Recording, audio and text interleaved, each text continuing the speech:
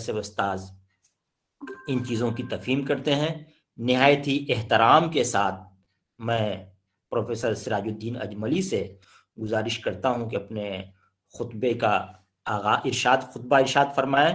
اور استاذ کے بارے میں ایک بات اور بھی عرض کرنا ہے کہ استاذ کا تعلق دائرہ شاہ اجمل سے ہے۔ وہاں کی پوری روایت کا عملی اظہار سر میں ہوتا ہے کہ انہوں نے پورے جو ہے کہ ایک اس مکتب فکر کے اوصاف کو اپنے داخلی تجربے کا اور داخلی آگہی کا حصہ بنا لیا ہے، جو اس کے عملاً اور باطناً بھی ان کا اظہار ہوتا رہتا ہے۔ میں نہایت احترام کے ساتھ پروفیسر سراج الدین اجملی صاحب سے گزارش کرتا ہوں کہ وہ اپنے کلمات سے ہمیں مستفیض فرمائے۔ پروفیسر سراج الدین اجملی صاحب۔ السلام علیکم ورحمۃ اللہ وبرکاتہ۔ بھائی ڈاکٹر معید الرحمان صاحب، بہت عنایت، بہت شکریہ۔ آپ تو ہمارے قصائد کا ایک کلاسیکی شعریات اور کلاسیکی اصناف کا ذکر ہے، اور اس میں قصیدہ بھی ایک صنف ہے، اور قصیدے کا آغاز آپ ہی نے فرما دیا، تو گویا کلاسیکی شاعری کے بارے میں اور کلاسیکی اصناف کے بارے میں جو گفتگو ہونی ہے اس کا آغاز آپ نے عملی طور پر کر دیا۔ قصیدے کے بارے میں جو یہ بات کہی جاتی ہے، اور حال ہی نے خاص طور سے کہی ہے کہ اس میں مبالغہ ہوتا ہے، اس میں دروغ ہوتا ہے وغیرہ، تو یہ آپ کے بیانات کو بہت سارے لوگ جو جانتے نہیں ہیں خاکسار کو، اور جانتے ہیں وہ بھی سمجھیں گے کہ انہوں نے دیکھیے صاحب جہاں قصیدے کے تمام جو شرائط ہیں ان کو پیش نظر رکھتے ہوئے گفتگو کی۔ بہت شکریہ، جیتے رہیے، جزاک اللہ۔ آمین سر آمین۔ یہ کیا میں جان سکتا ہوں کہ میرے سامعین کی تعداد اس وقت کتنی ہے، یا کتنے لوگ میرے ساتھ شامل ہیں؟ ایک مرتبہ ذرا مائک آن کر کے یا ویڈیو آن کر کے اپنی موجودگی بتا دیں، ورنہ اب اس جو آن لائن سلسلہ گفتگو اور سلسلہ کلام ہے، اس نے دیواروں سے باتیں کرنے کی عادت ڈال دی ہے۔ لیکن اللہ کا شکر ہے کہ سامنے ہمارے ڈاکٹر معید الرحمان کا متبسم چہرہ ہے، اور تو ایسے چہرے ہم دیکھنا چاہیں گے ایک بار کہ کتنے ہمارے سامعین یا ناظرین اس وقت موجود ہیں، پھر ہم دوستو آپ لوگ گفتگو اپنا ویڈیو آن کر لیں تھوڑی دیر کے لیے، تاکہ گفتگو میں ایک تحریک ملتی ہے۔ بچے کلاس روم میں چہرے کے تاثرات سے ایک عجب الگ رسپانس سامنے آتا ہے آپ کے السلام علیکم چشم۔ سر۔ السلام ورحمۃ وعلیکم اللہ۔ السلام۔ آپ کی آوازوں سے جو ہے بہت سے خیالات ذہن میں آتے ہیں۔ تمام لوگ آ جائیں بھائی، آپ ویڈیو آن کر لیجئے۔ پتا ہے کہ آپ لحاف میں ہیں۔ السلام علیکم سر۔ جی ٹھیک ہے سعدیہ۔ صدام حسین، صدام اپنا ویڈیو آن کر لیجئے اور مائک بھی۔ وعلیکم السلام۔ وعلیکم السلام۔ محدث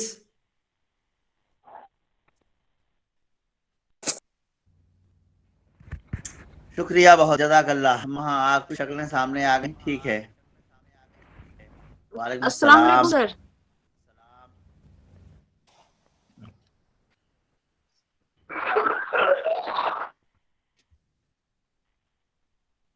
چائے وائے لی نہیں آپ لوگوں کو؟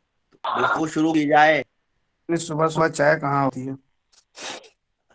یہ تو زحمت ہے۔ چلو کچھ جی دنوں سر۔ کی بات ہے، اس کے بعد ہماری طرح تم بھی ابھی ہمارے 12:30 بجے ناشتہ ہو رہا ہے۔ ہاں تو ہم چائے سمیت بیٹھے ہیں۔ وعلیکم السلام۔ ہم جی چائے السلام علیکم سمیت بیٹھے ہیں، چائے کی چسکی بھی لے ہی رہے ہیں ساتھ ساتھ۔ تو اگرچہ چائے اب ملی ہے 9 بجے، صبح سے میں منتظر تھا کہ چائے آئے، اللہ تعالیٰ جب دے دے بھائی صاحب۔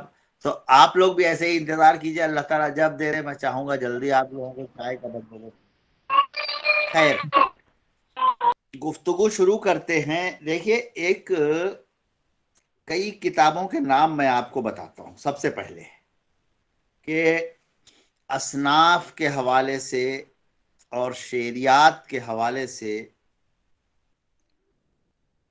جو ہماری بہت اہم کتابیں ہیں ان میں بالکل جدید، میرے خیال میں 2013 یا 12 کا ایڈیشن ہے، پروفیسر قاضی افضال حسین کی کتاب ہے صنفیات۔ اب اس سے اوپر چلیں تو شمس الرحمن فاروقی جن دنوں ترقی اردو بیورو کے ڈائریکٹر ہوئے تو انہوں نے درس بلاغت نام کی ایک کتاب بیورو سے شائع کرائی۔ اب پھر اس کا نیا ایڈیشن آ گیا ہے اور موجود ہے۔ اس میں علماء کے، ماہرین کے مضامین تھے، اور اس میں اصناف سخن اور شعری ہیئتوں کے بارے میں بھی چیزیں تھیں۔ اس عنوان سے، اصناف سخن اور شعری ہیئتیں، اس عنوان سے شمیم احمد کا بہت اہم کام ہے جو آپ کو ضرور ایک مرتبہ اس کا مطالعہ کرنا چاہیے۔ اس کے علاوہ نجم الغنی خان رامپوری بحر الفصاحت، گویا وہ تو ایک بڑی کتاب ہے جو ہماری تہذیب میں موجود ہے، اصناف کی تعیین اور اصناف کی شناخت اور اصناف کی تحسین سے متعلق۔ شعریات کے بارے میں جتنے ہمارے علماء نے الگ الگ لکھا ہے، لکھا تو شبلی نے بھی ہے، لکھا تو حالی نے بھی ہے، لیکن شعریات اور اس کی جہتوں اور اس کے امکانات اور اس تک پہنچنے کے وسائل اور اس کی شناخت اور اس کے پہلوؤں کی تعریف جس اہتمام کے ساتھ شمس الرحمن فاروقی نے کی ہے، اور اصناف نظم ہوں کہ اصناف نثر، دونوں کے بارے میں، مطلب غزل کی شعریات، اگر آپ فاروقی کی کتاب شعر شورانگیز پڑھیں اور اس کے مضامین کا مطالعہ کریں تو آپ کو اندازہ ہوگا، اور اس سے پہلے ان کی کتابیں تنقیدی افکار یا شعر، غیر شعر اور نثر، اور دوسری کتابیں ہیں۔ شبخون میں انہوں نے غالب کی تفہیم کا سلسلہ شروع کیا، اور پھر تفہیم غالب کے نام سے ان کی یہ کتاب غالب انسٹیٹیوٹ نے شائع کی۔ اس کتاب میں بھی آپ کو کلاسیکی متون، کلاسیکی غزل خاص طور سے، اور اس کے مطالعے اور شعریات کے مختلف پہلوؤں کے مطالعے کا اندازہ ہوگا۔ تو کہنے کا مطلب یہ ہے کہ دوسرے علماء کے مقابلے سب سے زیادہ اہتمام کے ساتھ اور سب سے زیادہ سلیقے کے ساتھ شعریات کے بارے میں اور کلاسیکی شاعری کی تحسین کے بارے میں یا اس کی تعیین قدر کے بارے میں شمس الرحمن فاروقی نے لکھا۔ اس کے ساتھ ساتھ نثر کا بھی، جب انہوں نے داستان کی شعریات یا داستان کے بارے میں جو چیزیں لکھی ہیں، تو اپنے کلاسیکی متون کو سمجھنے، ان کا تعارف کرنے اور کلاسیکی متون کی افادیت، ان کی اہمیت اور ان کے حسن اظہار پر سب سے کاری ضرب 1857 میں لگی، جب مولانا حالی نے ہمارے کلاسیکی متون کے بارے میں کولونیل یعنی استعماری جو اثرات تھے ان کے تحت اظہار خیال کیا۔ اب اس کے بعد یعنی 1857 سے 1957 تک تو 100 سال ہوئے، اور اس کے بعد اور 50 سال، یعنی 150 سال سے زیادہ ہو گئے کہ ہمارے کلاسیکی متون کی افادیت اور ان کے حسن اور ان کے انداز پیشکش وغیرہ پر سوالیہ نشانات لگائے گئے، انہیں مطعون کیا گیا، انہیں برا بھلا کہا۔ تو اور اس نے یعنی ہم اس طرح اگر کہیں، اور آپ زیادہ بہتر آپ کو سمجھ میں آئے گا کہ 1857 کے بعد جو کتابیں لکھی گئیں ان میں محمد حسین آزاد کی کتاب یا ان کے لیکچرز اور مولانا حالی کا مقدمہ شعر و شاعری، ان کتابوں نے بعد کے لوگوں کی ذہن سازی اور مزاج سازی میں کتنا اہم کردار ادا کیا ہے۔ اب ہر وہ بات کے جو آب حیات میں لکھی ہوئی ہے، ہم اس کو آمنا و صدقنا سمجھتے تھے۔ ہر وہ بات کے جو مقدمہ شعر و شاعری میں لکھی ہوئی ہے، ہم اسے مولانا حالی کے کمال کا اظہار سمجھتے تھے۔ لیکن شمس الرحمن فاروقی وہ شخص ہیں کہ جنہوں نے ان بزرگوں کی ان تحریروں پر بھی سوالیہ نشان قائم کیے کہ جنہوں نے ایک مزاج بنا دیا تھا مطالعہ ادب کے تعلق سے بعد والوں کا۔ اور اب بعد والوں کو اندازہ ہوا کہ نہیں، یہ ہمارے جو قصائد ہیں، ہمارے جو پچھلے اشعار ہیں، ہمارے جو ابیات ہیں، وہ مولانا حالی جیسا انہیں ناپاک دفتر اور عفونت میں سنڈاس سے بڑھ کر بتاتے ہیں، یہ بڑی زیادتی کی بات ہے۔ یہ تو ادب عالیہ اور بصیرت افروزی کی بڑی خوبصورت مثالیں ہیں۔ اور فاروقی نے اس کو ثابت بھی کیا۔ پھر فاروقی کے ہمنوا دوسرے ادیبوں نے، پھر ایک پورا رجحان تیار ہو گیا کہ اپنی کلاسیکی اصناف کی قدر و قیمت کو جاننے اور ان کے بارے میں اچھی باتیں کرنے کا ایک سلسلہ شروع۔ خیر، تو ایسی صورتحال میں اب ہم اصناف کے بارے میں جاننا چاہتے ہیں، کلاسیکی اصناف۔ تو سب سے پہلے یہ جو صنفیات جس کتاب کا میں نے نام لیا، پروفیسر قاضی افضال حسینی کتاب، اس کتاب میں ایک شجرہ بنا ہوا ہے، ایک خاکہ سا ہے۔ تو ہم آپ کو پہلے وہ خاکہ آپ کی خدمت میں پیش کرتے ہیں۔ آپ چاہیں تو اسی طرح اسے لکھ بھی سکتے ہیں۔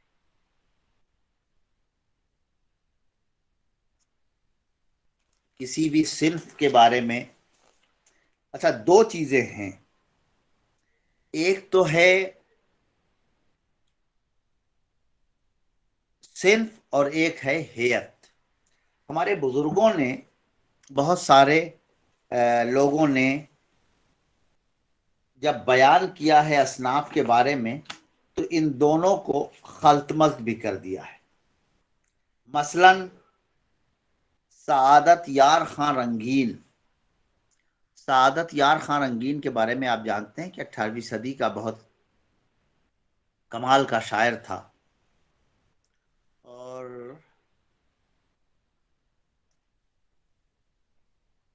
اولین ہمارے اہم شعراء میں ایک وہ بھی ہے۔ تو رنگین کا ایک اقتباس ہے جو قاضی افضال حسین نے اس حوالے سے بیان کیا ہے کہ رنگین اس میں اپنے فضائل، اپنے کمالات یا اپنی ہنرمندی اور شعراء کے درمیان اپنی فوقیت کا ذکر کرتا ہے۔ اب یہ ایک 10-12 سطروں کا اقتباس ہے، سنیے چھوٹا سا۔ یہ سعادت یار خان رنگین صاحب فرماتے ہیں کہ بندے کے خیال میں شعر گوئی کی کل 27 قسمیں ہیں. کتنی؟ سعادت یار خان رنگین نے شعر گوئی کی 27 قسمیں بتائیں. چنانچہ بندے نے یہ سبھی 27 قسمیں نظم کی. یعنی سعادت یار خان رنگین نے وہ 27 قسمیں نظم کی جو شعر گوئی کی ہو سکتی تھی. کہتے ہیں کہ یہ بات ابھی تک دیکھی یا سنی نہیں گئی. شعر گوئی کی ابتدا سے لے کر آج تک کسی نے بھی یہ قسمیں نظم نہیں کی سوائے حضرت امیر خسرو کے، کہ انہوں نے 27 میں سے 10-15 میں طب آزمائی کی. اچھا، خسرو نے بھی 27 کی 27 جو یہ بیان کر رہے ہیں ان پر طب آزمائی نہیں کی ہے، بلکہ ان میں سے 10-15 پر ہی طب آزمائی کی. اگر کوئی شخص بندے کے کلیات کو بتمام و کمال دیکھنے کی زحمت کرے تو اسے نظم کی یہ سبھی 27 اقسام بافراد ملیں گی. نظم کی اقسام کی تفصیل یہ، اب وہ تفصیل بیان کرتے ہیں جو ہیں ہم جن کے بارے میں آج ہم باتیں کر رہے ہیں، یعنی کلاسیکی اصناف شعر. پہلا قصیدہ، دوسرا پہلی صنف، گویا انہوں نے اقسام شعر کہا ہے، خیال رہے کہ صنف کا لفظ استعمال نہیں کر رہے. قصیدہ، مثنوی، مرثیہ، سلام، غزل، ربائی، قطع، فرد، تاریخ، پہیلی، واسوخت، منقبت، کبت، دوہرا، ترجیح بند، ترکیب بند، مسدس، مخمس، مربع، مثلث، بحر طویل، مستزاد، ملمع، ثنائے بدائے اور تضمین. اب آپ دیکھیں کہ اس میں انہوں نے خلط ملط کر دیا، جو میں نے بات کہی تھی نا کہ انہوں نے اصناف کا بھی ذکر کر دیا اور ہیئتوں کا بھی ذکر کر دیا. ظاہر سی بات ہے کہ ترجیح بند اور ترکیب بند اور مسدس اور مخمس یہ ہیئتیں ہیں، اصناف تو نہیں ہیں. اچھا، آگے یہ بھی لکھتے ہیں کہ خاقانی، انوری اور عرفی قصیدہ گوئی میں اپنا ثانی نہیں رکھتے. یہ بھی سعادت یار خان رنگین ہیں. فرید الدین عطار، مولوی روم، مولوی جامی مثنوی گوئی میں، اور حضرت ابو الخیر اور عمر خیام ربائی میں سب سے بہتر ہے. اس طرح اردو میں سودا بہترین قصیدہ گو ہیں. میر حسن مثنوی گوئی میں، خواجہ میر درد ربائی میں اور میر سوز قطع گوئی میں بے مثال ہے. یہاں غلام علی شاہ غلامی مخمس گوئی میں، لیکن انشاء اللہ خاں انشاء ثنائے و بدائے گوئی میں بھی خاصی قدرت رکھتے. اب یہ جو تقسیم کی ہے انہوں نے، اور یہی تقسیم تقریباً نجم الغنی نے بھی کی ہے، اور یہاں اصناف کا ذکر نہیں کر رہے ہیں بلکہ اقسام شعر کہہ رہے ہیں. انشاء اللہ خاں انشاء نے دریائے لطافت کے آخری باب کی دوسری فصل میں اصناف شعر کا ذکر کیا ہے، لیکن وہاں بھی انشاء اقسام شعر کو اصناف کا متبادل تصور کرتے ہیں. اقتباس ان کا بھی ایک ہے چھوٹا سا 2-3 سطروں کا. جاننا چاہیے کہ نظم کی 10 قسمیں ہیں: غزل، قصیدہ، فرد، ربائی، مصمت، مثنوی، تشبیب، ترجیح بند، مستزاد اور قطع. نجم الغنی نے بھی ایسے ہی شعر کی قسمیں لکھی ہیں. کلام موضوع و مقفع کی 10 قسمیں ہیں: غزل، قصیدہ، مصمت، ترکیب بند، ترجیح بند، مثنوی، قطع، ربائی، مستزاد اور فرد. یہ سلسلہ جو ہے چلتا رہا ہے اور ہمارے دور تک، یعنی مولانا علامہ شبلی نے پھر کچھ چیزیں बताई और असनाफ का थोड़ी सी वजाहत की, वो हम बाद में जिक्र करेंगे। फिलहाल तो हम आपको अब ये, चूंकि हमने असनाफ का और हैतों का नाम ले लिया है, तो इनकी एक तफसील आपकी खिदमत में पेश करते हैं और छोटी छोटी तारीफ भी। पहले तो हैत की किस्में देख लीजिए। हैत किसे कहते हैं? काफिये और मिसरों का निज़ाम, उसी वजह से हैतें बनती हैं। अब कुछ हैतें सिन्फ के साथ मखसूस हुई, कुछ हैतें सिन्फ के साथ मखसूस हुई और कुछ हैतें किसी सिन्फ की शनाख्त में शामिल नहीं। जो हैतें सिन्फ के साथ मखसूस हुई तो सिन्फें कौन सी हैं? वही क्लासिकी असनाफ हैं। कता, कसीदा, गजल, रुबाई और मसनवी। कौन कौन सी? कता, कसीदा, गजल, रुबाई और मसनवी। और वो हैतें हैं जो किसी सिन्फ की शनाख्त में शामिल नहीं है। मुसम्मत, मुसद्दस, तरकीब व तरजीबंद और मुस्तजाद। यानी मुस्तजाद की सिन्फ वो सिन्फ है जिसमें आप की हैत वो हैत है जिसमें आप जो चाहें, गज़ल मुस्तजाद भी होती है और रुबाइये मुस्तजाद भी होती है और क़ताए मुस्तजाद भी होता है। अच्छा, और जो ज़ैली असनाफ बहुत सारी हैं, जैसे मरसिए के साथ, चलिए वो आगे बात करेंगे, वरना फिर उसमें अब खलते मबहस होगा। ये तो हैत की अक़साम हो गई। अब असनाफ, असनाफ की भी दो सूरतें हैं। एक सूरत है क्लासिकी असनाफ की। तो पहले क्लासिकी असनाफ के हवाले से ही बात करते हैं। क्लासिकी असनाफ में वही जो मैंने ऊपर जिक्र की, कता, कसीदा, गजल, मसनवी और रुबाई। कता, कसीदा, गजल, मसनवी और रुबाई।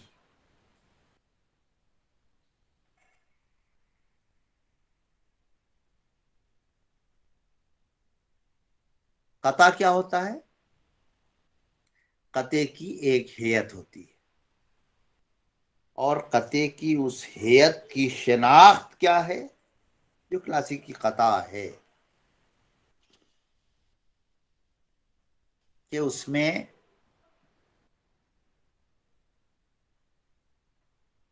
मतला नहीं होता। देखिए, ये शनाख्त जो कते की है, कोई भी कता हो, बहुत जो मशहूर उर्दू के कताआत हैं उसमें ज़ौक़ का वो कता बहुत मशहूर है, जिसका आखिरी शेर है कि मुअज्जिन मरहबा बर वक्त बोला, तेरी आवाज़ मक्के और मदीने। इसी तरह अकबर ने बड़े कताआत कहे हैं। एक कता अकबर का एक फर्जी लतीफ़ा के उन्वान से, उस पर उन्वान भी दे दिए गए हैं, लेकिन इनमें जो ख़ास बात है और जो लोग जानते हैं और जो क्लासिकी कते की शनाख्त रखते हैं या उसका तारुफ है उन्हें, वो जानते हैं कि उसमें जो मतला नहीं होता, यानी शेर से शुरू हो जाता है, यानी दूसरे मिसरे में एक काफिया होगा या रदीफ भी होगी। तो ये तो आप जानते ही हैं कि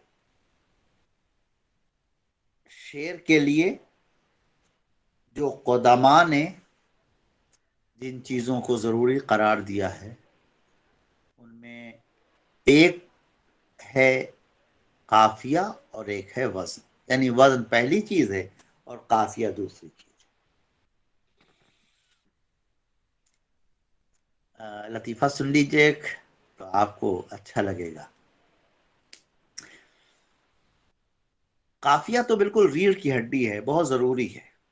اچھا، ہمارے یہاں رواج پا گیا ہے، اور یہ کلاسیکی غزل سے ہی شروع ہوا ہے، کہ کلاسیکی شاعری کے زمانے سے ہی شروع ہوا ہے کہ ہمارے یہاں قصیدے ہمارے یہاں ردیف کو بھی بالکل لازم رکھا گیا ہے اظہار میں۔ ہم لوگ پڑھتے ہیں، پڑھاتے ہیں، تو غزل میں خاص طور سے مثالیں آتی ہیں اس کی، اور قطعے میں بھی ہم نے آپ سے ابھی عرض کیا، قطعے کے بارے میں ہی بات کر رہے تھے۔ تو جن غزلوں میں، یعنی اتنی زیادہ غزلیں اردو میں ردیف وار کہی گئی ہیں، یعنی بنیادی چیز ردیف نہیں ہے، بنیادی چیز قصیدہ ہے، کلاسیکی غزل سے لے کے آج تک، کلاسیکی شاعری سے لے کے آج تک، اور اس میں ہاں تو ردیف اتنی ضروری ہے کہ ردیف نکال دی جائے تو اسے غیر مردف کہتے ہیں۔ یعنی غزل ہے، ہاں یہ غزل اساتذہ کے یہاں بھی ملتی ہے، میر کے یہاں بھی آپ کو مل جائے گی، اور بعد والوں کے یہاں بھی مل جائے گی، لیکن اہتمام کے ساتھ غیر مردف غزلیں اقبال نے کہی ہیں۔ آپ غزلیں پڑھتے ہیں، آپ میں سے بیشتر کو اقبال کی غزلیں یاد ہوں گی۔ پھر چراغ لالا سے روشن ہوئے کوہ دمن، مجھ کو پھر نغموں پا اکسانے لگا مرغ چمن۔ یہ اس غزل میں قافیہ تو ہے، ردیف نہیں۔ زمستانی ہوا میں گرچہ تھی شمشیر کی تیزی، نہ چھوٹے مجھ سے لندن میں بھی آداب سحر خیزی۔ یہ بھی، اس میں بھی ردیف نہیں ہے، قافیہ ہے۔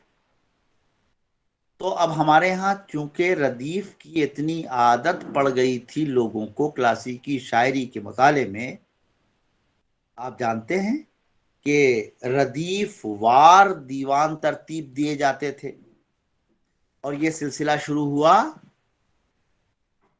نجم الدین شاہ مبارک آبرو سے، جو شمالی ہندوستان کا پہلا صاحب دیوان شاعر، اور اس سے پہلے اردو کے یعنی ریختہ کے شعراء اپنی اردو شاعری کو درخورِ اعتنا نہیں سمجھتے تھے، اور ان کے لیے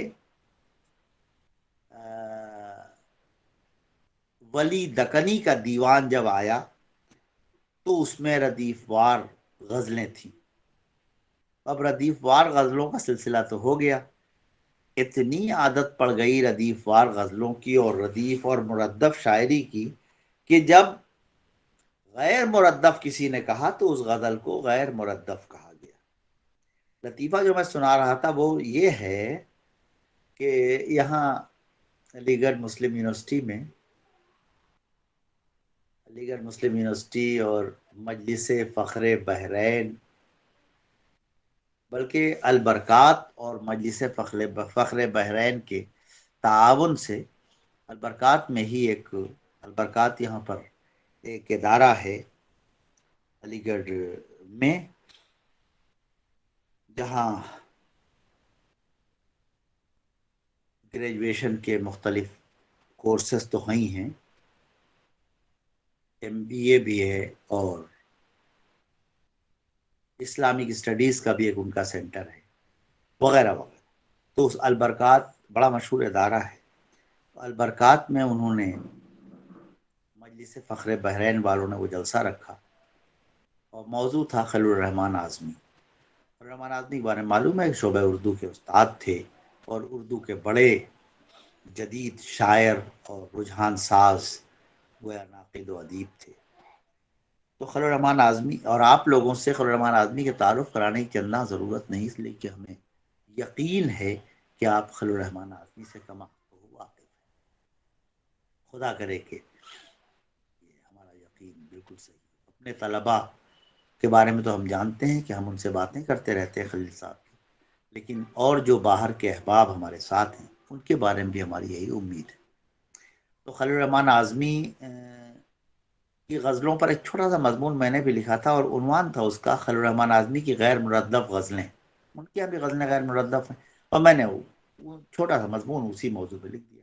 یہ کتاب چھپی اور کتاب چھپی تو مجھے کتاب نہیں ملی، کتاب پہنچ گئی گورکھپور اور وہاں سے میرے ایک عزیز نے فون کیا اور کہا بھائی سراج میاں آپ کی کتاب، آپ کا مضمون دیکھا اور بڑی خوشی ہوئی، اور عزیزوں کو دیکھ کے خوشی ہوتی ہے چھپا ہوا کہیں وغیرہ وغیرہ۔ وہ کہا بس ایک غلطی ہو گئی ہے آپ کے مضمون کے عنوان میں ہی۔ کیا ہوا سر؟ عمر میں بڑے تھے وہ صاحب مجھ سے اور شفقت آمیز لہجے میں گفتگو کر رہے تھے۔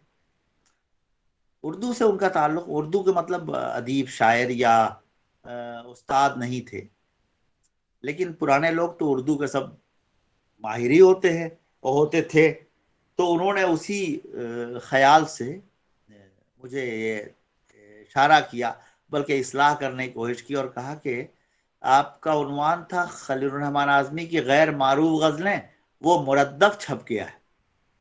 تو میں نے کہا کہ سر وہ تو ٹھیک آپ فرما رہے ہیں، بہت شکریہ، لیکن وہ غیر مردف ہی ہے۔ اور پھر مجھے ان کو بتانا پڑا کہ غیر مردف کیا ہوتا ہے، تو بڑی شرمندگی کا اظہار کرنے، بھائی معاف کیجیے گا میں جانتا نہیں تھا۔ میں نے کہا نہیں کوئی بات نہیں ہے، لیکن آپ کو یہ بات ازبر رہنی چاہیے کہ ہمارے کلاسیکی شعراء نے ردیفوں کا اہتمام اس حد تک کیا کہ بغیر ردیف کے جب انہوں نے شعر کہے تو اس شعر کے لیے غیر مردف کا ایک عرفی نام استعمال کرنا پڑا، ایک بات۔ اور دوسری بات یہ کہ شعر کی بنیاد قدماء نے قافیے پر رکھی۔ دیکھیے یہ جو سب باتیں ہم کر رہے ہیں انہی کو شعریات کہتے ہیں، کہ شعر کے جو داخلی حسن ہے یا اس کے مضمون یا اس کے معنی یا اس کی ہیئت میں جو تراکیب استعمال کی گئی ہیں اور ان تراکیب نے ایک رجحان، ایک نظریے کی صورت اختیار کر لی، اسی کو شعریات کہتے ہیں۔ تو ہم آپ کی خدمت میں وہ ہیئت کے بارے میں بتا رہے تھے۔ تو نظم کا جو سلسلہ ہے، وہ قطعے کا جو سلسلہ ہے، اس میں پہلا مصرع جو ہے، پہلا مصرع اس سے تعلق نہیں رکھتا، جو مطلع نہیں ہوتا، مطلب قطعے میں پہلا مصرع آزاد ہوگا اور دوسرے مصرے میں جو قافیہ استعمال ہوگا پھر وہ قافیہ، اور اگر ردیف ہے تو وہ ردیف بھی پورے قطعے میں رہے گی۔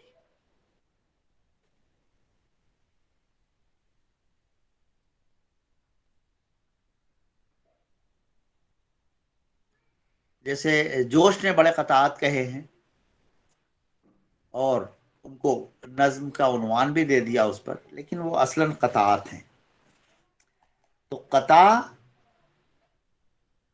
جو یک موضوعی ہوتا ہے، قطعے کی اور پہچان کیا ہے کہ قطعے کا موضوع ایک ہوتا ہے، یعنی اس میں مسلسل اشعار ہوں گے۔ اس میں جس طرح نظم میں مسلسل اشعار ہوتے ہیں، جس طرح مثنوی میں مسلسل اشعار ہوتے ہیں۔ نظم جب ہم کہہ رہے ہیں تو آگے یہ بات آئے گی کہ نظم سے مراد کیا ہے۔ قطعے کے بعد قصیدہ، قصیدے میں جیسے قطعے میں دو خوبیاں ایک ساتھ جڑی ہوئی ہیں، ایک تو یک موضوعی ہوتا ہے اور اس کی ایک مخصوص ہیئت۔ مخصوص ہیئت کون سی ہوتی ہے؟ ہیئت تو وہی فرد والی ہوتی ہے، یعنی غزل والی ہیئت جو ہے کہ مفرد آپ اس کے، لیکن اس میں تسلسل ہوتا ہے اور شناخت یہ ہے کہ اس کا مطلع نہیں ہوتا.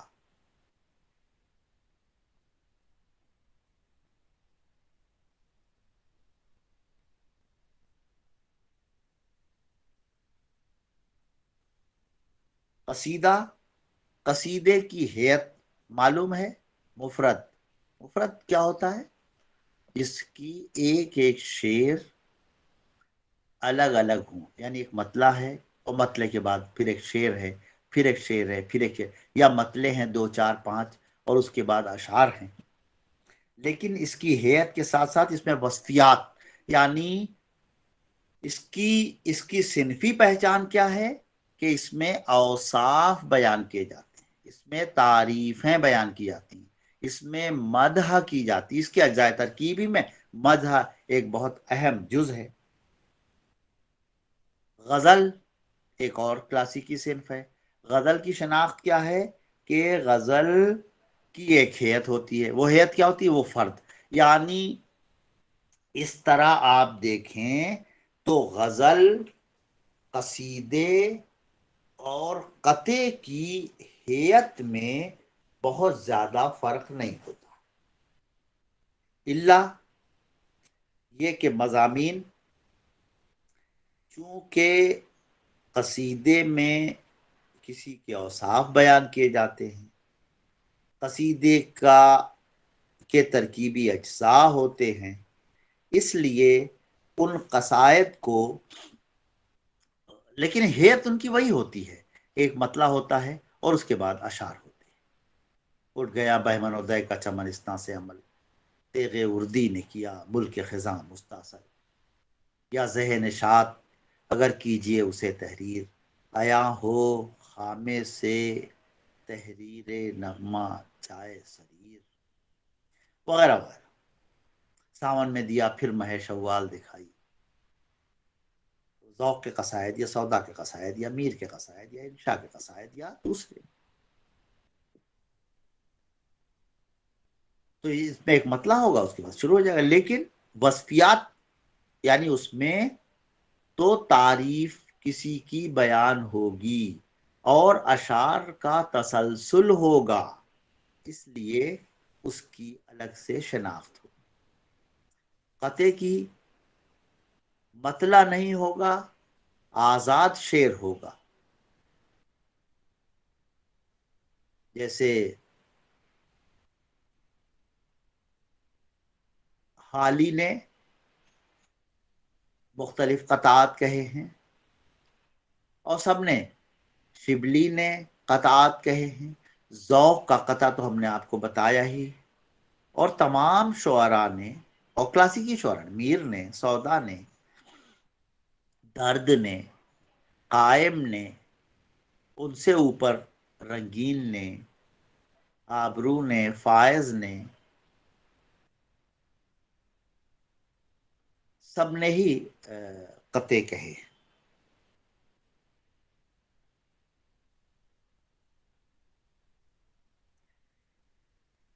تو قطعے کی اور قصیدے کی اور غزل کی ہیئت تو ایک ہو گئی، لیکن ان میں قطع آپ سمجھ ایک مضمون ہے اور اس مضمون پر قصیدے سے کم اشعار کہنے.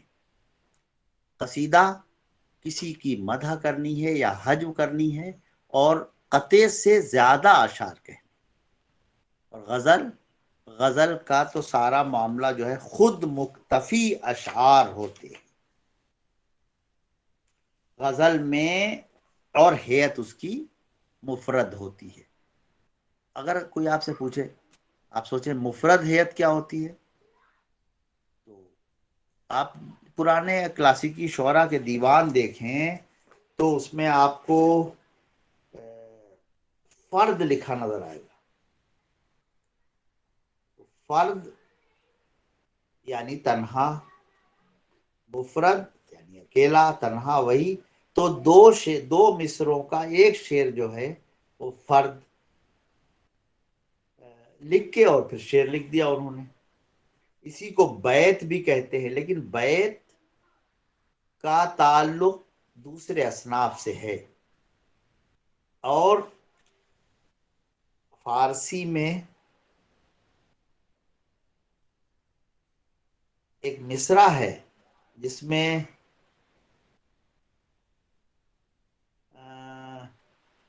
अबियातो कसीदो गज़ल रा कहा गया है। तो अबियात को बिल्कुल अलग रखा गया है, बैत कहते हैं दो मिसरे को, और अबियात उन दो मिसरों की नज्म को सलीम अहमद का मजमुआ है, उसका नाम भी अबियात है। खैर, तो अबियात यहाँ फर्द कहते हैं और मुफरद अशार का एक सिलसिला होता है जो खुद मुक्तफी होते हैं गज़ल में, यानी एक पहला जो मतला है उसका मजमून कुछ होगा और दूसरा शेर जो फौरन आएगा उसका मजमून कुछ हो सकता है। गालिब को याद कीजिए, नक्श फरियादी है किसकी शौक़ी तहरीर का, कागज़ी है पैरहन हर पै करे तस्वीर का, ये एक अलग मजमून हो गया। कावे कावे सख्त जानी हाय तन्हाई न पूछ, सुबह करना शाम का लाना है जुए शीर का। ये दूसरा शेर और मतला, इन दोनों में कोई मानवी रब्त उस तरह का नहीं मिलेगा कि एक मजमून आगे बढ़ाओ। बस के हूँ गालिब असीरी में भी आतश ज़ेरे पा, मुए आतश दीदा है हल्का मेरी जंजीर का। अब देखिए, तो ये अलग अलग मज़ामीन थे जो उन्होंने बांध दिए। और क्लासिकी शुअरा के यहाँ गज़ल के जिस शेर में मुसलसल मज़ामीन बांधे जाएं उसे गज़ल मुसलसल कहते हैं। ऐसी गज़लें भी कही गई हैं जो मुसलसल एक ही मजमून चला जा रहा है तो उसे गज़ल मुसलसल कहते हैं। वो भी एक सिन्फ बाकायदा है। फिर एक सिन्फ है मसनवी। मसनवी की शिनाख्त क्यों कर हो सकती है? तो मसनवी की शिनाख्त उसकी हेयत से हो सकती है, उसके अलावा उसके मज़ामीन के तसलसल से हो सकती है, और उसके हिकाई या बयानिया उसलूब से हो सकती है। ये जो गालिब उसकी शिनाख्त।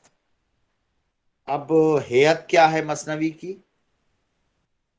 तो मसनवी की हेयत और कसीदे की हेयत, या मसनवी की हेयत और गज़ल की हेयत में क्या फ़र्क है?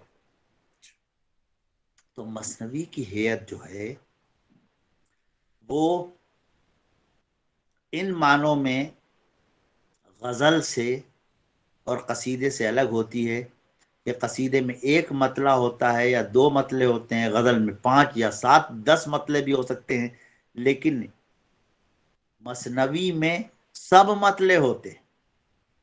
आप समझे कि हर दो मिसरा जो है, यानी एक बैत मसनवी के 2 मिसरे हम काफिया होंगे और दूसरे 2 मिसरे जमीन बहर वजन सब वही होगा, लेकिन दूसरे रदीफ व काफिया में होंगे, काफिये में होंगे। रदीफ का अगर किसी ने कर लिया तो ठीक है। और ये बहुत ज्यादा पसंदीदा सिन्फ है फारसी की भी और उर्दू की भी। और उसलूब उसका हिकाई या बयानिया होगा और उसमें वाकयात नज़्म किए जाएंगे, चाहे कैसे भी हों, तारीखी भी हो सकते हैं और फर्जी भी हो सकते हैं और तसव्वुराती भी हो सकते हैं और तखयलाती भी हो सकते हैं। लेकिन उसकी हेयत क्या होगी? हेयत ये होगी कि उसके हर 2 मिसरे में इल्तिज़ाम रदीफ़ो कवाफ़ी या इल्तिज़ाम कवाफ़ी होगा।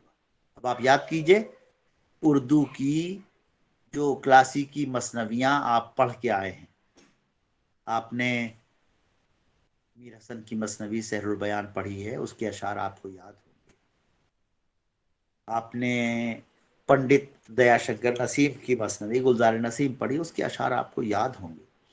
आपने मिर्ज़ा शौक़ की मसनवियात पढ़ी हैं, अशार याद होंगे। आपने मसनवियात मीर पढ़ी हैं دریائے عشق، بہار عشق، جوش عشق وغیرہ. اب دیکھیے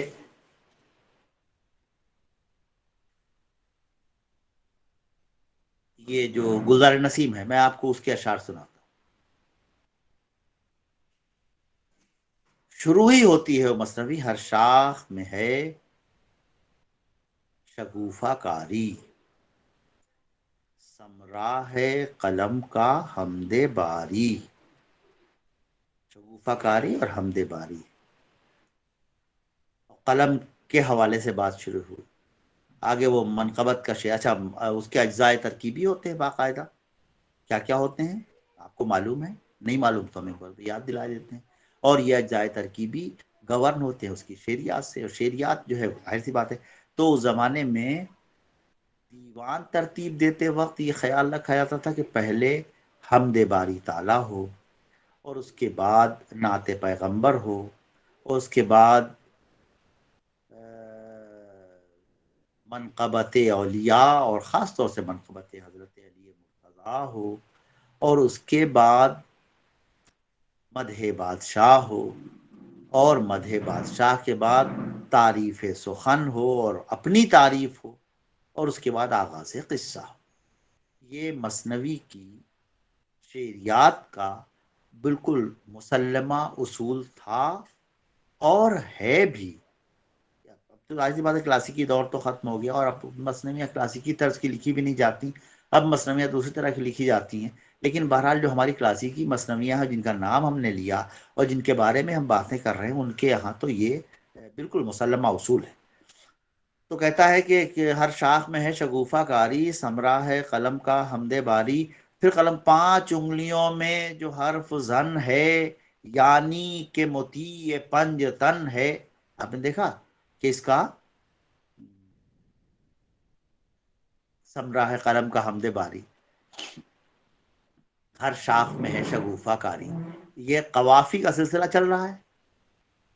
ایک اس کا ابھی ایک واقعہ سناتا ہوں، بہت ہی کبھی کبھی آپ پر کیسے چیزیں روشن ہوتی ہیں. اس کا لطیفہ سن لیجئے کہ ہمارے دیا شنکر نسیم ظاہر سی بات ہے غیر مسلم تھے، تو ان سے ان کے کسی ہندو دوست نے کہا کہ بھئی آپ تو ہندو ہیں اور آپ نے حمد باری سے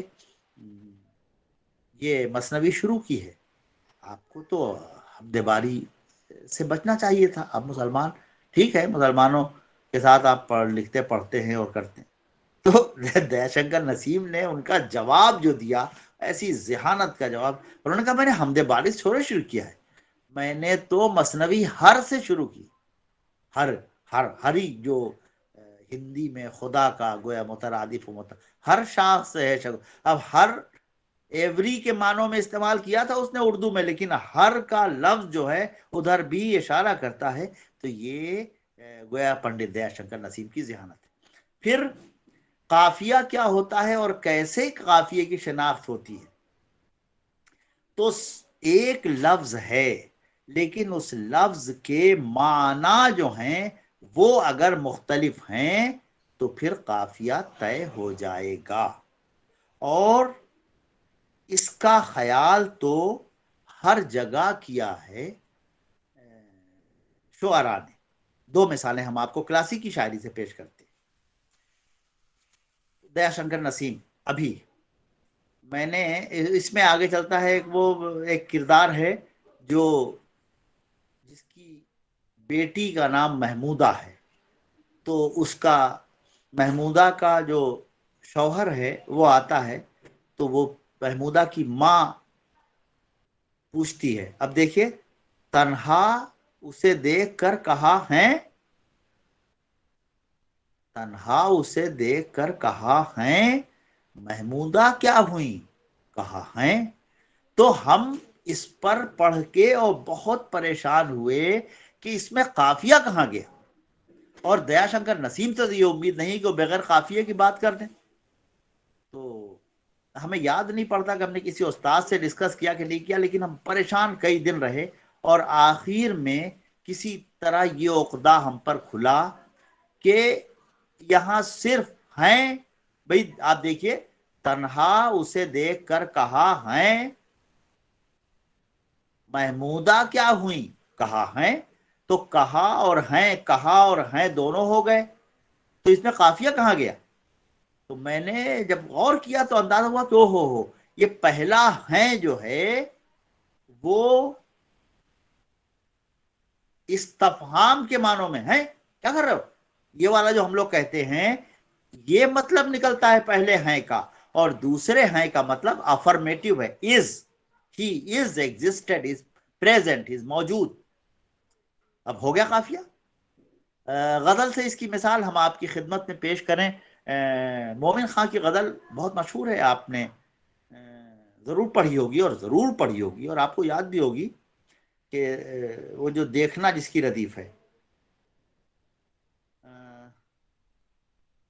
غیروں پر کھل نہ جائے کہیں راز دیکھنا، میری طرف بھی غمزہ غماس دیکھنا.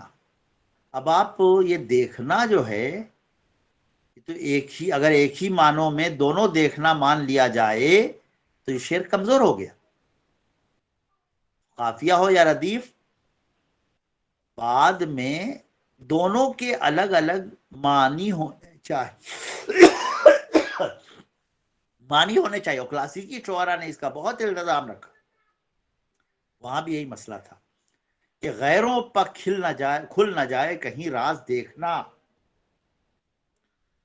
ہم جا رہے ہیں، ٹھوکر لگی ہو گرے، یا کوئی بچہ گرا تو ہم کہتے ہیں دیکھنا. یہاں دیکھنا کا مطلب سنبھلنا ہے، دیکھنا کا مطلب ہوشیار ہے، دیکھنا کا مطلب الرٹ ہے. اور دوسرا میری طرف بھی غمزہ غماز دیکھنا، میری طرف بھی غمزہ غماز یعنی غمزے کی نظر سے دیکھنا. یعنی دوسرے مصرے میں دیکھنا کے معنی ٹو سی ہیں، اور پہلے مصرے میں الرٹ ہوشیار کے معنوں میں، عربی میں جسے الا کہتے.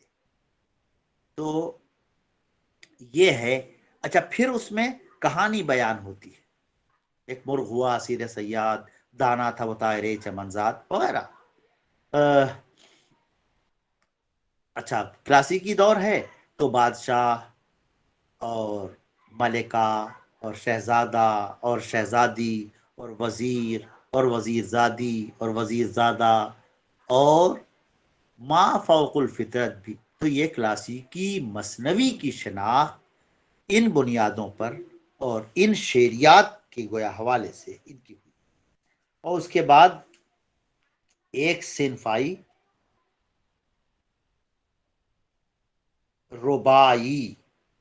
ربائی کے میں کئی چیزیں متعین ہیں.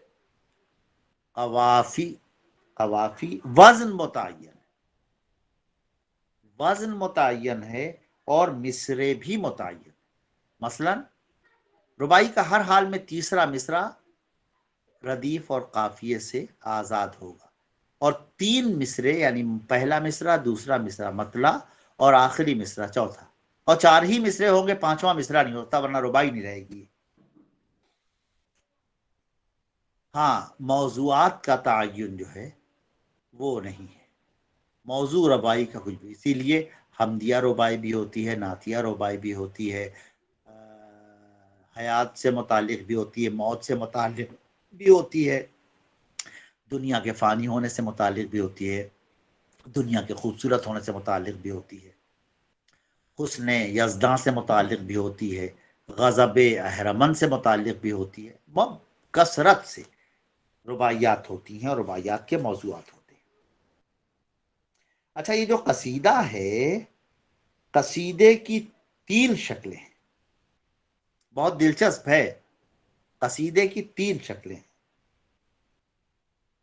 ایک مدح ہے، ایک رسا ہے اور ایک حجو ہے.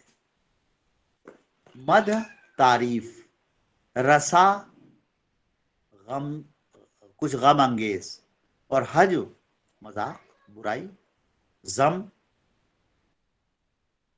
وہ قصیدہ جو زندوں کی تعریف میں بیان کیا جائے قصیدہ کہلائے گا، اور اس کی ایک ہیئت الگ ہوگی. لیکن وہ قصیدہ جو مرنے والے کے اوصاف بیان کیے جائیں وہ کیا ہوگا؟ وہ تو مرثیہ ہو جائے گا نا.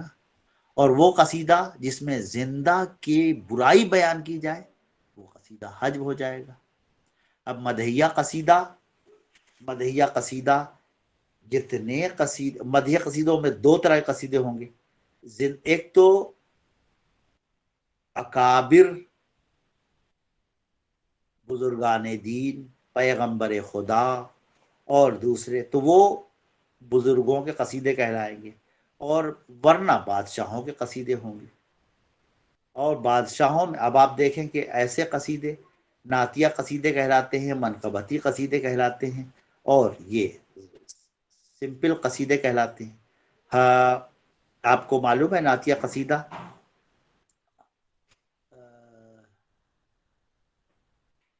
بہت مشہور نعتیہ قصیدہ ہے ہمارے مومن خان مومن کا.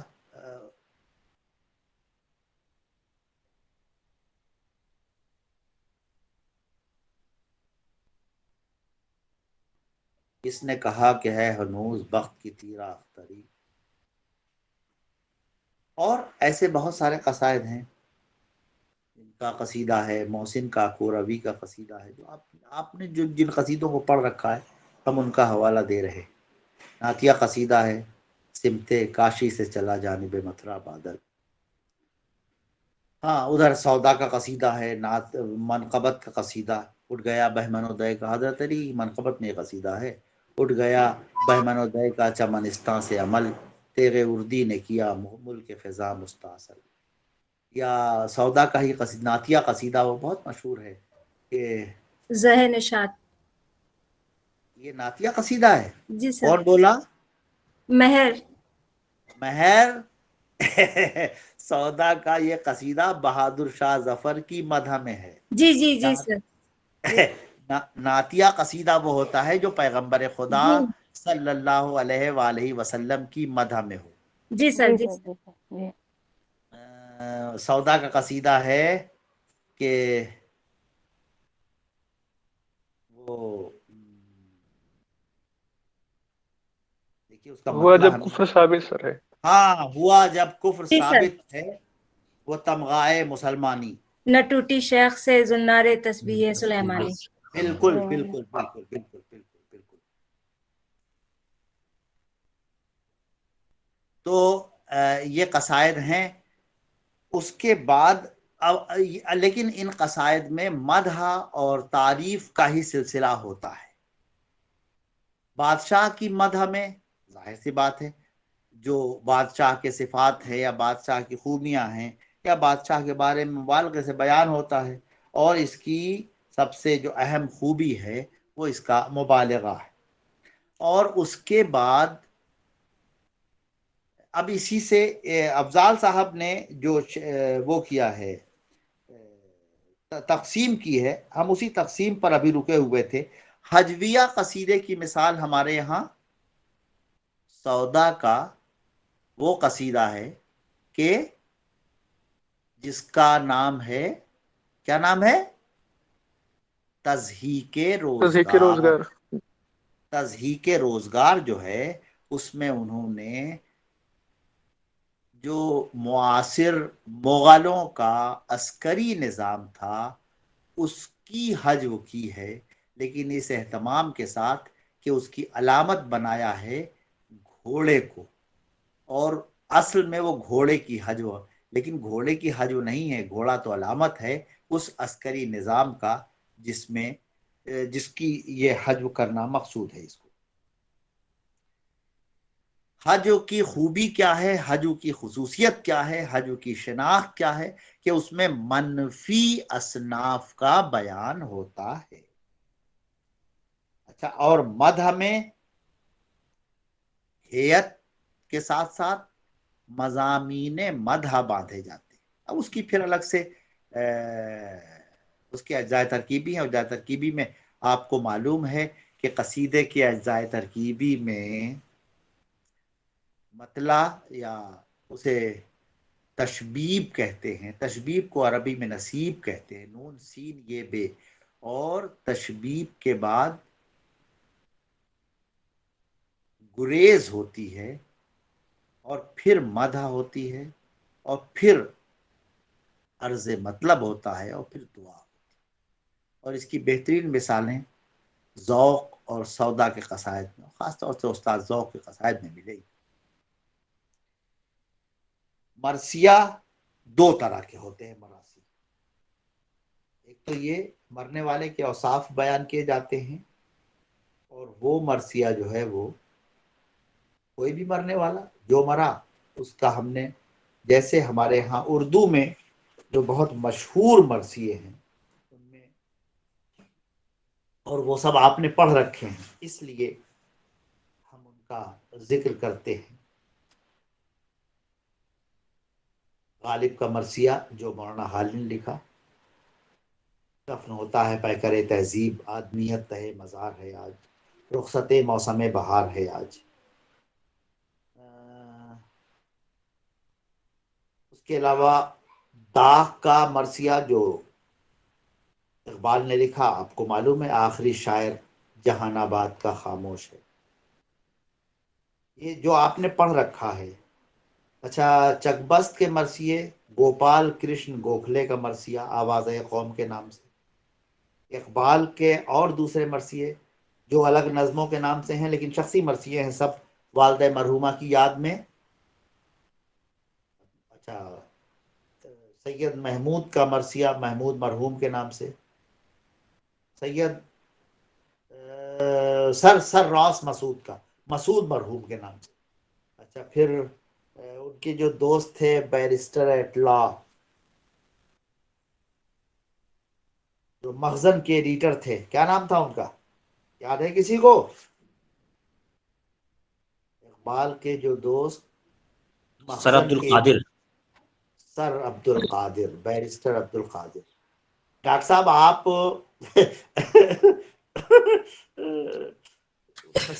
سامعین میں نہیں، آپ میرے سرپرستوں میں شامل ہیں.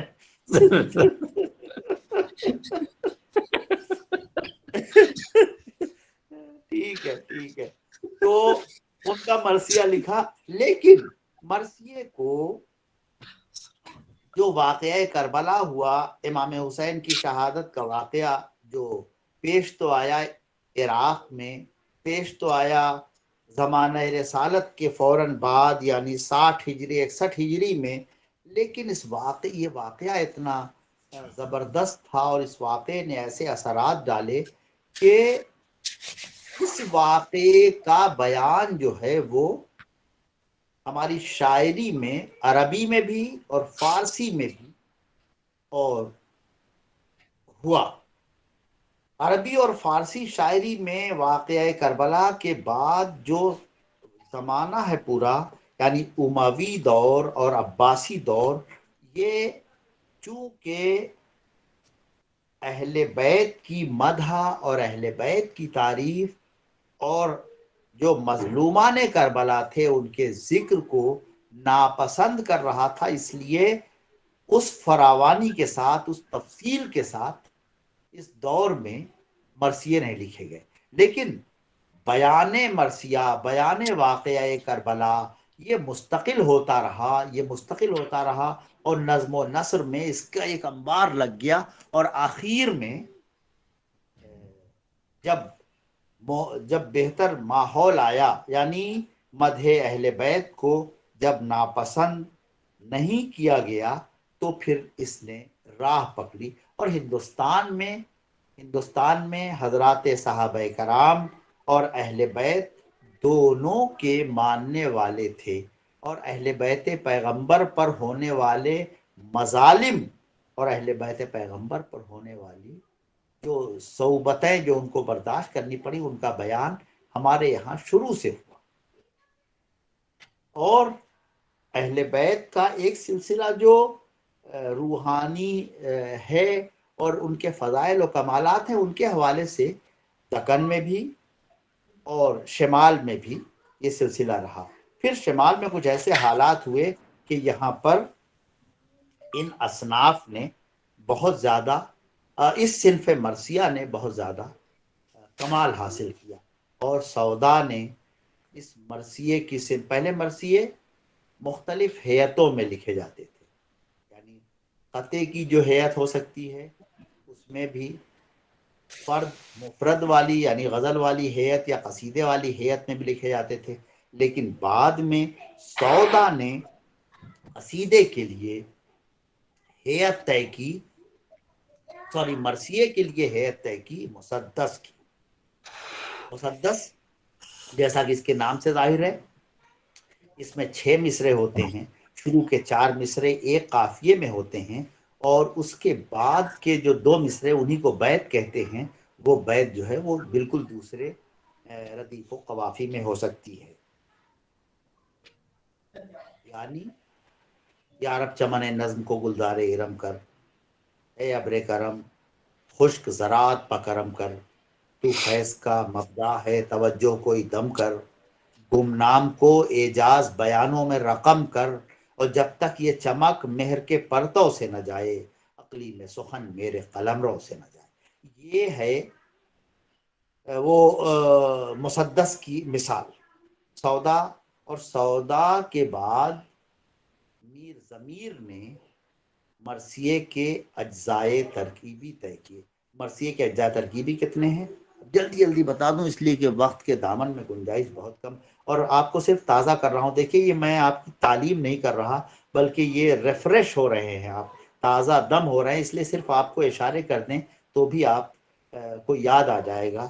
آپ کو معلوم ہے کہ مرثیے کے اجزائے ترکیبی 7 یا 9 ہوتے ہیں۔ کیسے شروع کرتے ہیں؟ کسی کو یاد ہے مرثیے کے اجزائے ترکیبی معید الرحمان صاحب کے علاوہ؟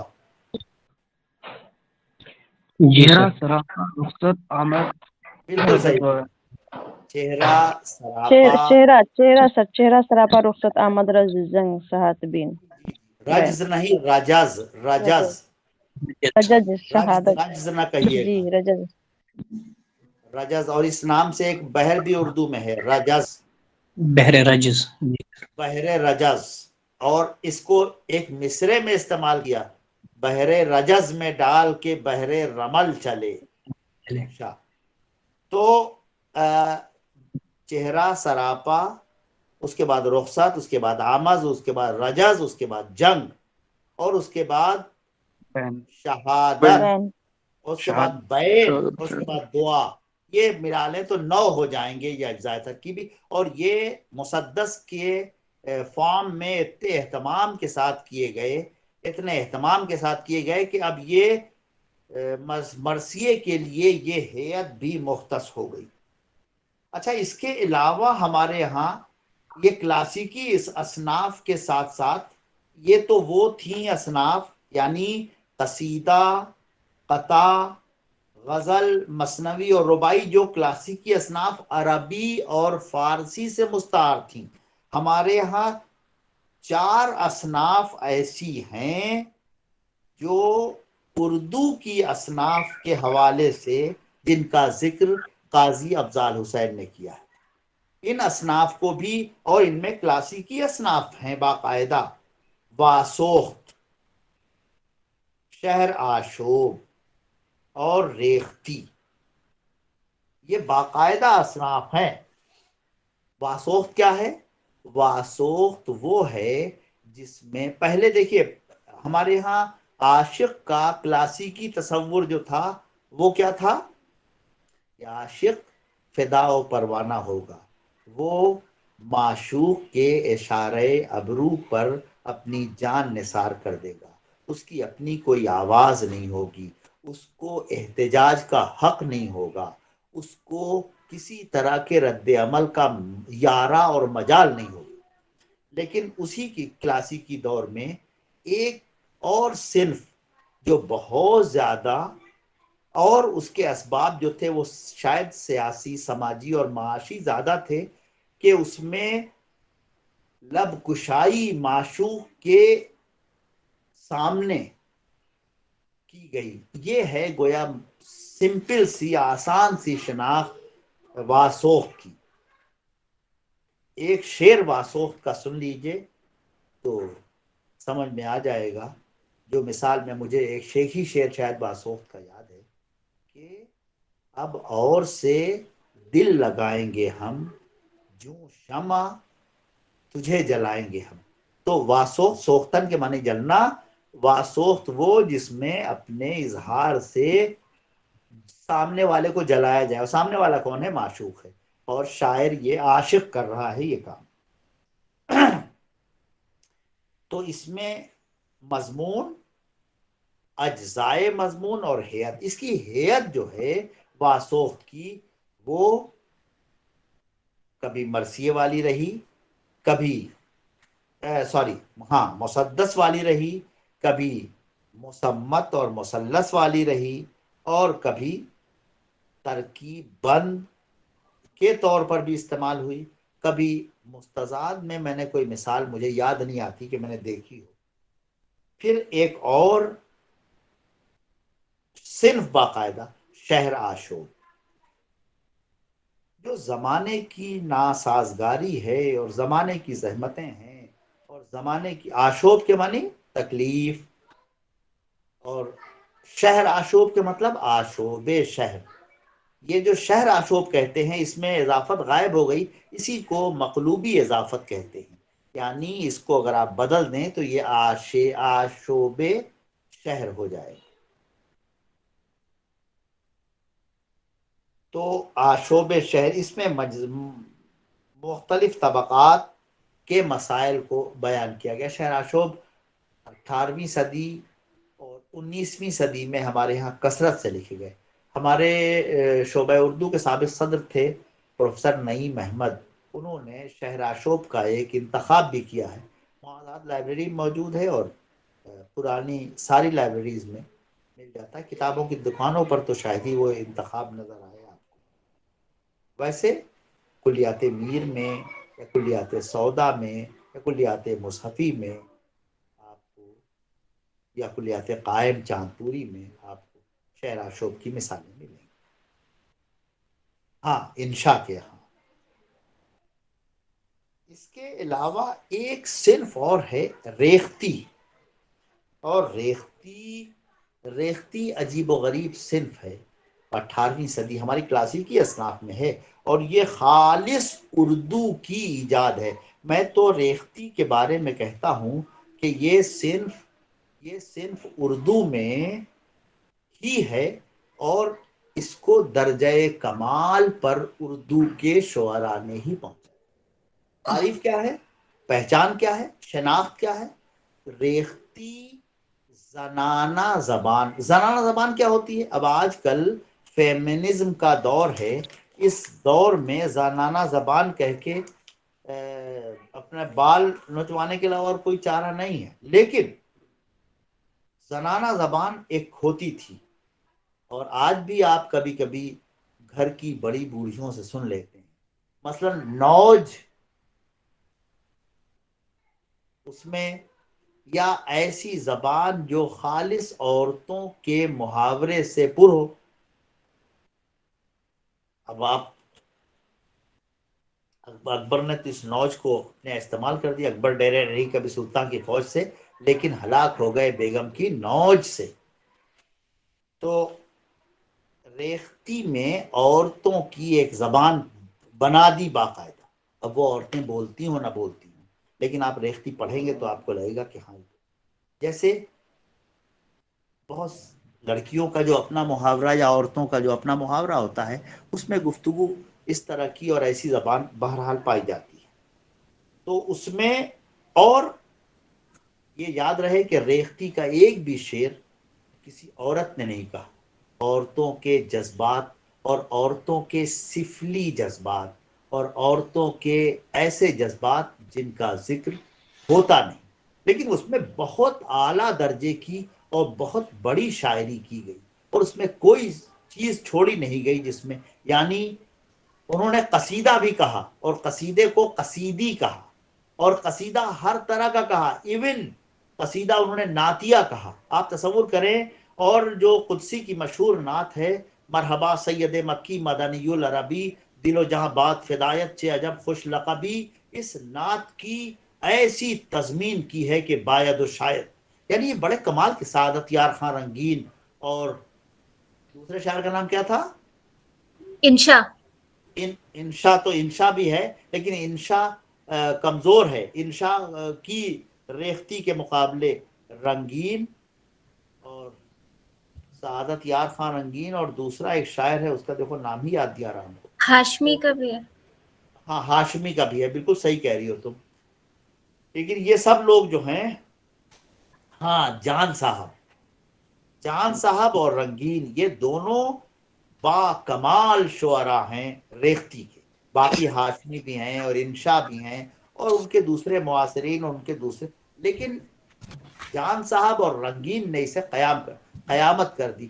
اور سب سے آخر میں لکھنؤ میں ایک شاعر تھے جو 1979 میں جن کا انتقال ہوا، اور ان کے 2 مجموعے ہیں ریختی کے، اور ان کا ایک شعر بہت مشہور ہے. لیکن اب ریختی کا کام یوں ختم ہو گیا جدید دور میں کہ ہماری خواتین نے، پہلے تو مرد شعراء بھی اس کا اہتمام کرتے تھے کہ محبوب کی صنف جو ہے غزل کا، اور اس حوالے سے ہم ایک مضمون کا حوالہ آپ کو دے دیں، اور وہ مضمون بہت پڑھنے سے تعلق رکھتا ہے. وزیر آغا کا مضمون ہے، اردو کی شاعری میں محبوب کا تبدیل ہوتا ہوا تصور. چھوٹا سا مضمون ہے، تنقید اور احتساب جو ان کی کتاب ہے اس میں ہے. تو اس میں آپ دیکھیں کلاسیکی دور میں معشوق تھا، اور معشوق جو تھا وہ امرت تھا. 18ویں صدی میں امرت پرستی کا پورا دور تھا. اور امرت، اب ظفر صاحب نے تو اللہ ان کی مغفرت کرے، انہوں نے آبرو کا کلیات جو ہے مرتب کر دیا تھا بہت اہتمام کے ساتھ. اور آبرو کی ایک مثنوی ہے در آرائش معشوق، اس مثنوی میں معشوق کو کیسے بننا اور سنورنا چاہیے اس پر اس نے گفتگو کی. تو وہ لڑکا ہے جو سنورتا ہے. پھر 18ویں صدی کی جو کتابیں پڑھیے، ایک کتاب ہے مرقع دہلی، آپ نے ضرور پڑھی ہوگی، اور نہیں پڑھی ہو تو ہماری درخواست ہے کہ ایک بار دیکھیے. اس کے ہے تو اصلاً یہ درگاہ قلی خاں کی فارسی تصنیف، لیکن اس کے 2 ترجمے ہوئے ہیں. ایک ترجمہ اس کا نور الحسن انصاری صاحب نے کیا ہے جو دلی یونیورسٹی کے شعبہ اردو سے چھپا ہے مرقع دہلی کے نام سے، اور ایک ترجمہ اس کا خلیق انجم نے کیا ہے اردو میں، جو انجمن ترقی اردو ہند سے چھپا ہے. تو ان دونوں میں آپ مرقع دہلی دیکھیں تو مرقع دہلی میں ایسے کردار نظر آتے ہیں جو کردار امرد ہیں. کچھ وقت کا مسئلہ ہے، وقت آخر ہو تو چکا ٹھیک ہے، میں 2 منٹ میں ختم کرتا ہوں. میں یہ کہہ رہا تھا کہ ریختی ہماری وہ کلاسیکی صنف ہے کہ جس کی شناخت اردو کی البیلی صنف کے طور پر، اور اس کا مطالعہ بطور صنف آپ کریں اور اس کی شعریات اور اس کے حوالے سے تو آپ کو لطف آ جائے گا. اور آخری چیز ہے نظم کا ایک سلسلہ وہ ہے کہ جو نذیر اکبر آبادی کے ہاں ہے، اور ایک سلسلہ وہ ہے کہ لیکن اس میں اتنے تجربات ہیئت کے کیے گئے، اس میں اتنے بحور اور اوزان اور اظہار کے دوسرے وسائل کے حوالے سے تجربات کیے گئے کہ وہ غیر معمولی اور سب سے زیادہ قابل ذکر ہے. لیکن روایتی نظم اسی پیرائے میں اسی طرح صرف اس کی شناخت یہ ہے کہ اس میں مضمون کا تسلسل پایا جاتا ہے، ورنہ ایک مطلع اور اس کے بعد اشعار، مفرد اشعار، سب ہم قافیہ، سب ہم ردیف. یہ کلاسیکی نظم جو نظیر جس کا سب سے بڑا شاعر ہے، اور اس سے پہلے ہمارے ہاں دکن میں آپ سوچیں کہ یہ بادشاہ جو ہے محمد قلی قطب شاہ، اس کی نظمیں اور اس کے معاصر اور اس سے پہلے کے شعراء کی نظمیں جو ہیں وہ موجود ہیں جو ہماری تاریخ کا حصہ ہیں. پتہ نہیں میں آپ کو کتنی باتیں بتا پایا اور میں کچھ کہہ بھی پایا کہ نہیں. دوستو آپ نے دیکھا ہوگا سر نے کس طرح سے نہایت وضاحت کے ساتھ ان مسائل کو تفصیل کے ساتھ پیش کیا. اصناف کی تشکیل کے مسائل کیا ہوتے ہیں اور اس کی تاریخ کیا ہے، سعادت یار خان رنگین سے لے کر کے قاضی افضال حسین، شبلی، حالی، اصناف کی تشکیل، اس کی شعریات اور اس کے اصول،